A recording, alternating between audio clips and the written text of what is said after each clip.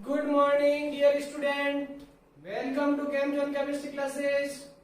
हमारी online classes से जुड़ने के लिए आप हमारे चैनल को सब्सक्राइब कीजिए और अपने फ्रेंड के साथ शेयर कीजिए।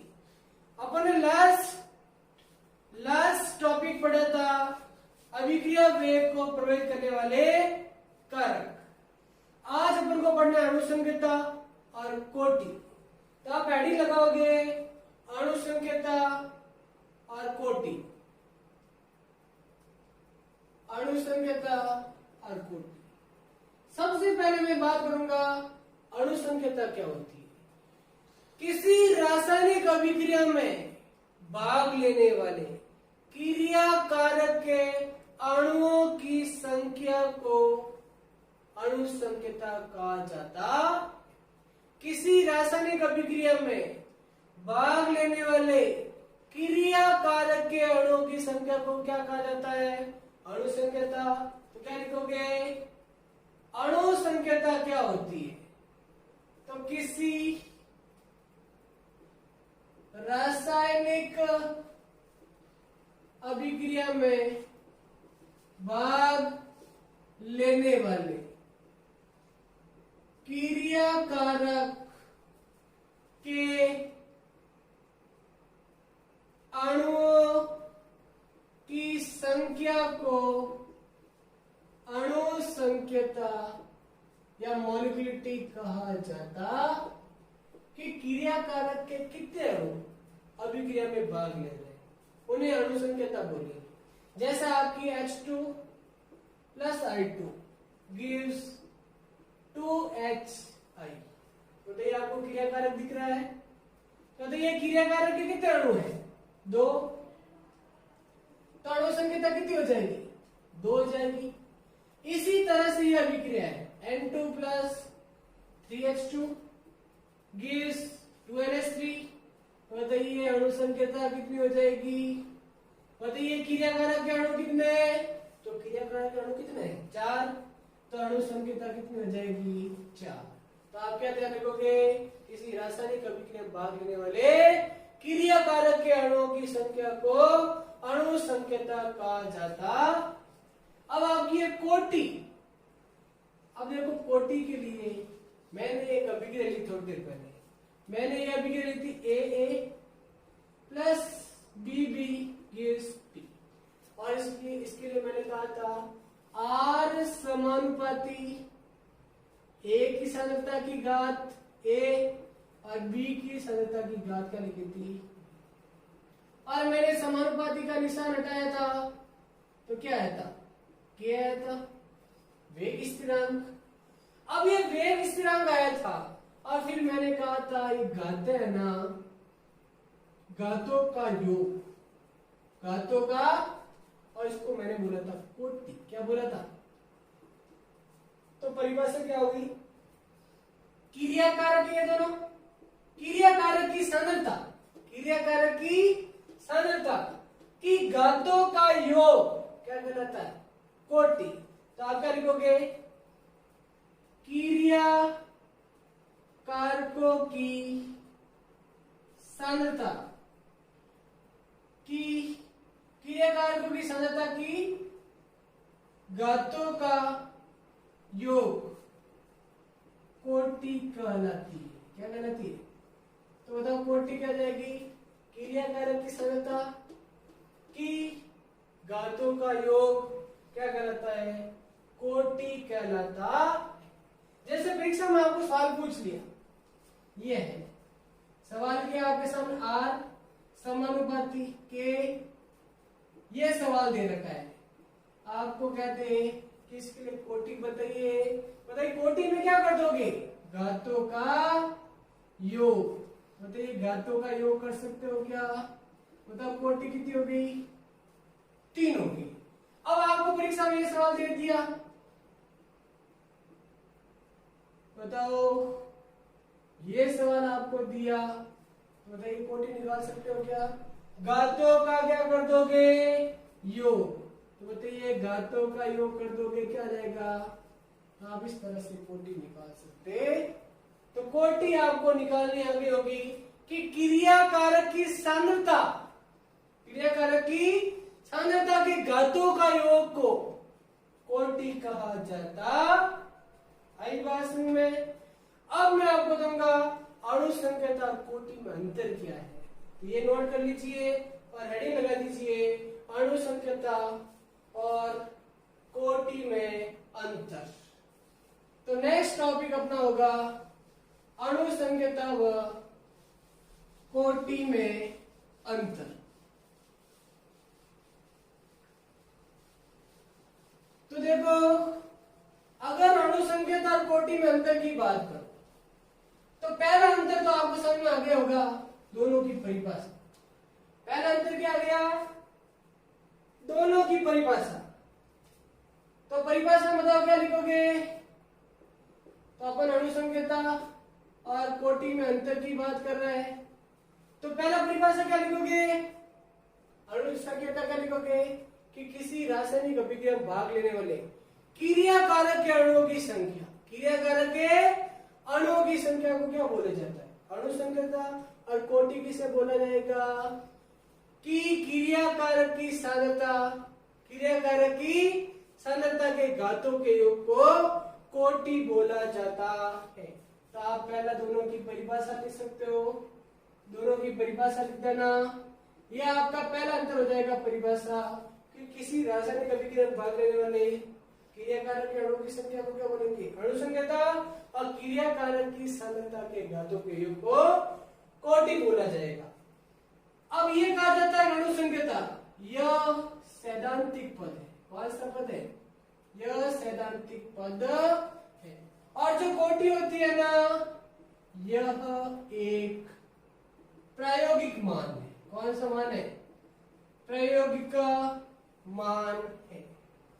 इस अंतर की बात करो, यह शून्य, ऋणात्मक या ऋणात्मक नहीं होती है, न जीरो होती है, न नेगेटिव होती है, न फ्रैक्शनल होती है, ये नहीं होती है। जबकि यह शून्य, ऋणात्मक या ऋणात्मक हो सकती है। तो ये अंतर आपको पता होने चाहिए। अणु संकेत आप निकाल सकते हो और कोटि भी आपको निकालनी आती। तो क्या ध्यान रखोगे?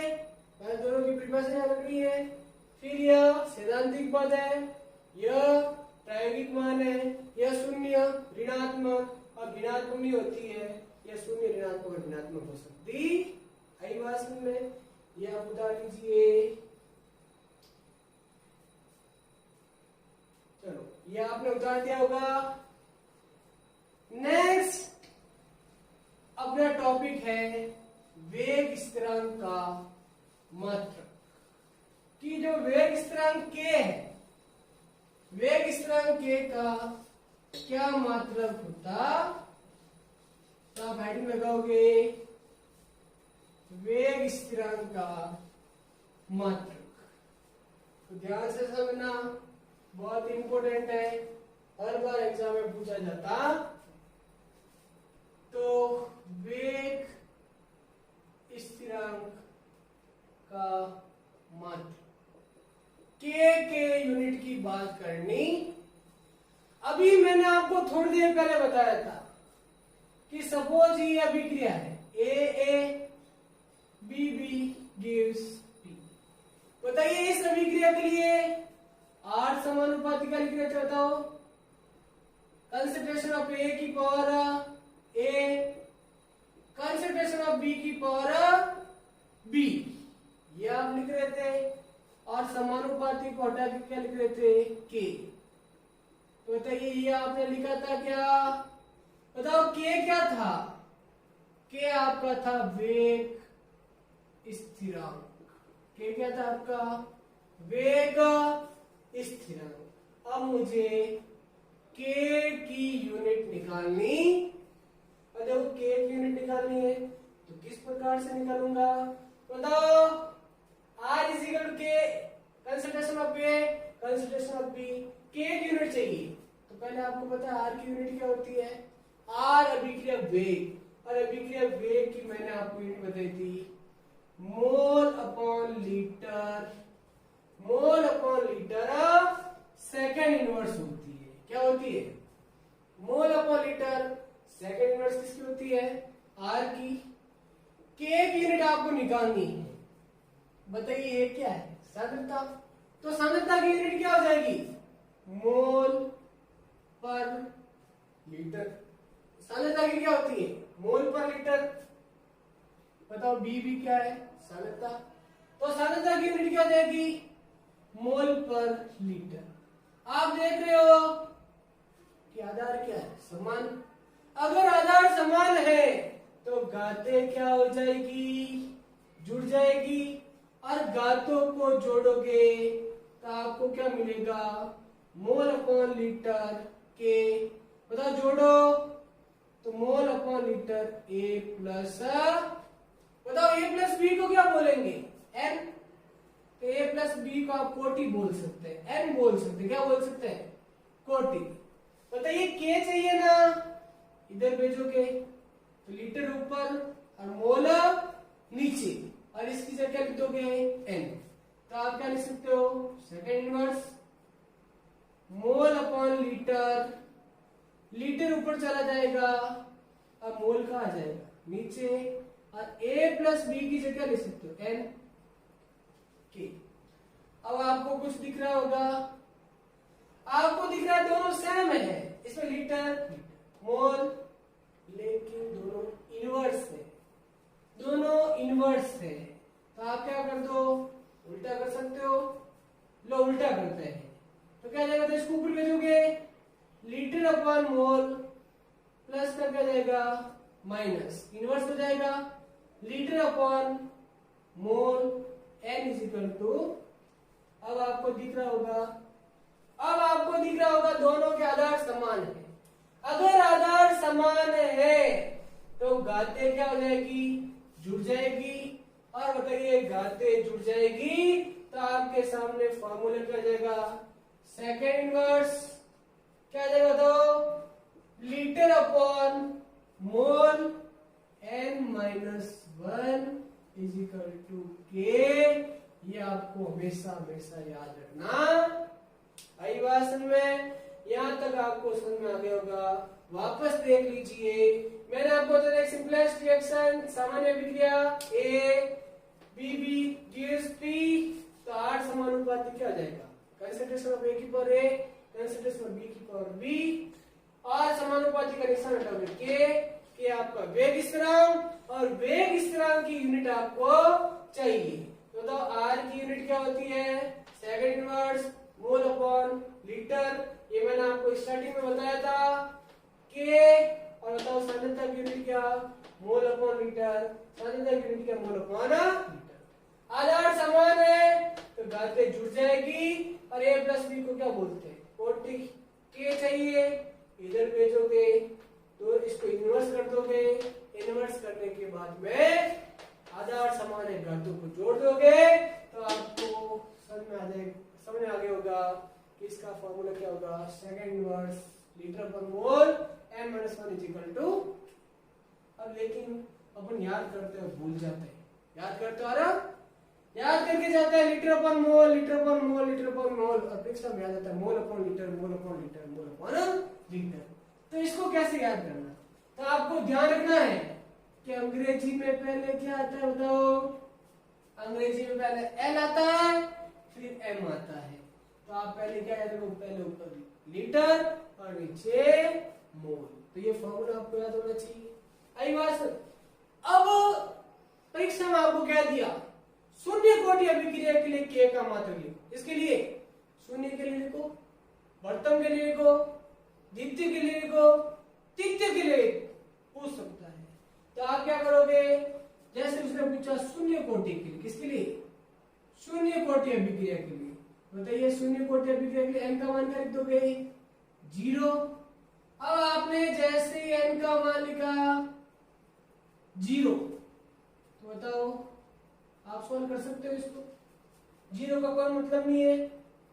मोल इनवर्स, अब मोल इनवर्स ऊपर भेजूंगा तो क्या आ जाएगा? मोल लीटर इनवर्स तो ही है सेकंड इनवर्स, तो आंसर क्या रहेगा mole litre inverse second inverse. ये किसके लिए होता हो, या आपके किसके लिए, शून्य कोटि अभिक्रिया के लिए।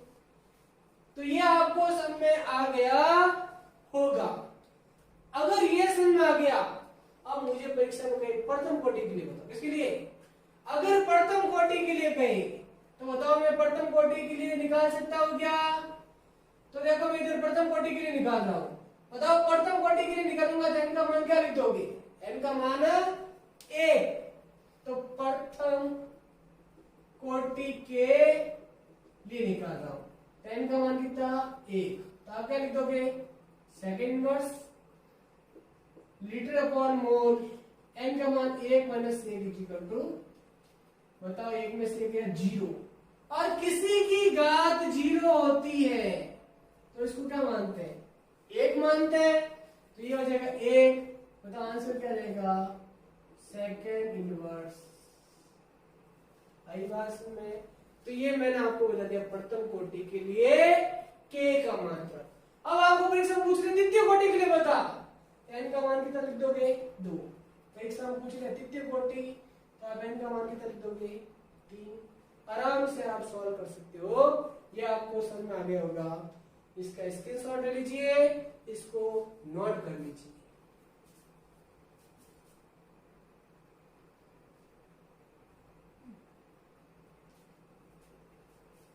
चलो ये आपने नोट कर लिया होगा। नेक्स्ट अपन बात कर रहे हैं विभिन्न प्रकार की कोटि, विभिन्न प्रकार की कोटियां। तो विभिन्न प्रकार की कोटियों की अपन बात कर रहे हैं, तो कोटि कौन कौन सी है और किस प्रकार से अपन को करना है, क्योंकि परीक्षा में प्रथम कोटि अभिक्रिया से न्यूमेरिकल सवाल पूछा जाता, तो अपन न्यूमेरिकल सवाल भी सॉल्व करेंगे। तो आप हेडिंग लगाओगे विभिन्न प्रकार की कोटियां, विभिन्न प्रकार की कोटि, विभिन्न प्रकार की अभिक्रिया कोटि की बात कर रहा हो, तो कोटि अपने शून्य कोटि अभिक्रिया, अपन को जीरो ऑर्डर रिएक्शन की बात करनी है, प्रथम कोटि अभिक्रिया की बात करनी है, द्वितीय कोटि अभिक्रिया की बात करनी है, और तृतीय कोटि अभिक्रिया की बात करनी। अब जैसे मैंने कहा शून्य कोटि, जब मैं शून्य कोटि की बात करूंगा तो शून्य कोटि अभिक्रिया में मैं आपको सबसे पहले परिभाषा बताऊंगा कि शून्य कोटि अभिक्रिया की परिभाषा क्या होती है। परिभाषा की बात की जाएगी, व्युत्पन्न एक समाकलित समीकरण निकालेंगे, इंटीग्रेटेड इक्वेशन या समाकलित समीकरण की बात की जाएगी। जैसे समाकलित समीकरण निकाल देंगे, अर्धायु या हाफ लाइफ की बात की जाएगी, हाफ लाइफ की बात की जाएगी। अर्धायु निकालने के बाद मैं आपको उदाहरण बताऊंगा और उसके आंकिक प्रश्न न्यूमेरिकल सवाल की बात की जाएगी। प्रथम कोटि पढ़ाऊंगा तो भी वही परिभाषा, व्युत्पन्न, अर्धायु, उदाहरण, न्यूमेरिकल सवाल, द्वितीय के लिए भी इन सब की बात की जाएगी। अब ये किस प्रकार से होगा इसकी चर्चा अपन नेक्स्ट क्लास में करेंगे। Thank you.